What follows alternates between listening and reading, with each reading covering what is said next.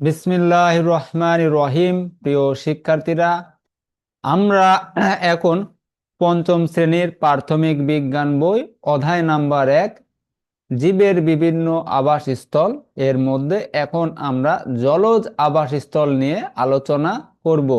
এই জলজ আবাসস্থল নিয়ে আলোচনা করার ফলে আসলে আমরা জলে জল বা পানিতে কোন কোন উদ্ভিদ বা প্রাণী বসবাস করে এবং তাদের বৈশিষ্ট্য আসলে কেমন সে সম্বন্ধে জানতে পারবো।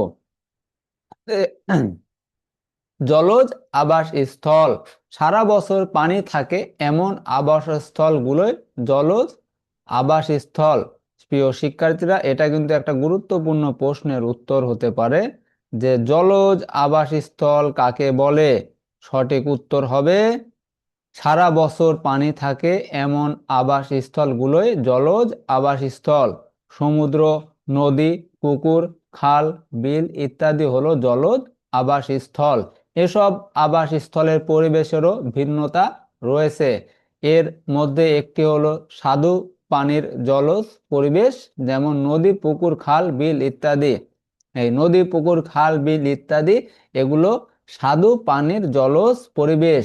এই পরিবেশে জন্মানো বিভিন্ন উদ্ভিদের মধ্যে রয়েছে শাপলা, পদ্মা, কচুরিপানা, খুদিপানা, টোপাপানা ও বিভিন্ন ধরনের শৈবাল।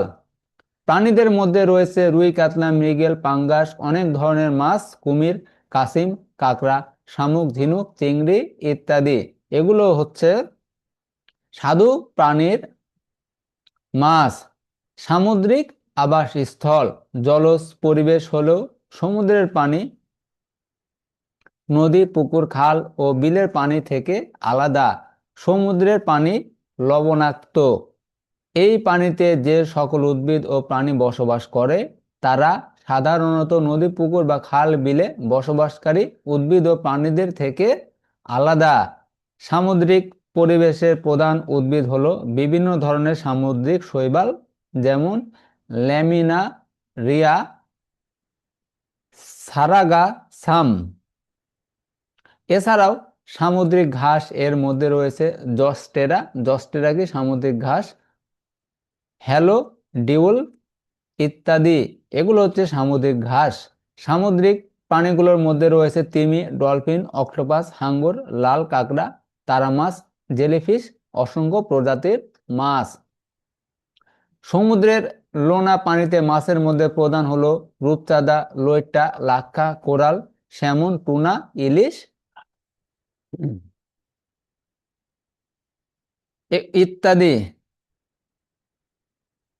জলাভূমি, কিছু কিছু নিচু এলাকা বছরের বেশিরভাগ সময় জলমগ্ন থাকে, বাকি সময় শুষ্ক থাকে। এদের বলে জলাভূমি। এসব এলাকায় ঋতু অনুযায়ী উদ্ভিদ ও প্রাণীর উপস্থিত ভিন্ন হয়। বাংলাদেশের হাওর বাওর এ ধরনের জলাভূমি। এ ধরনের জলাভূমি স্বাদু পানির হতে পারে, যেমন রাতারপুল, হাকালুকি হাওর এ ধরনের জলাভূমি। আবার কোনো পানির জলাভূমি আবার নোনা পানির জলাভূমিও হতে পারে, যেমন সুন্দরবন। তাহলে প্রিয় শিক্ষার্থীরা, আমরা কি জানলাম? সুন্দরবনের যে জলাভূমিটা রয়েছে সেটা নোনা পানির জলাভূমি, এবং রাতারপুর এবং হাকালুকি হাওর এই দুইটা হলো স্বাদু পানির জলাভূমি। পানির গভীরতার সাথে সাথে জীববৈচিত্র্যের পরিবর্তন হয়। এখানকার বিশেষ উদ্ভিদ হলো কলমি, হেলেঞ্চা, হিজল, করস, বরুণ ইত্যাদি। এই পরিবেশে বিভিন্ন ধরনের প্রাণী যেমন মাছ, সাপ, ব্যাঙ এবং জলচর পাখি দেখা যায়।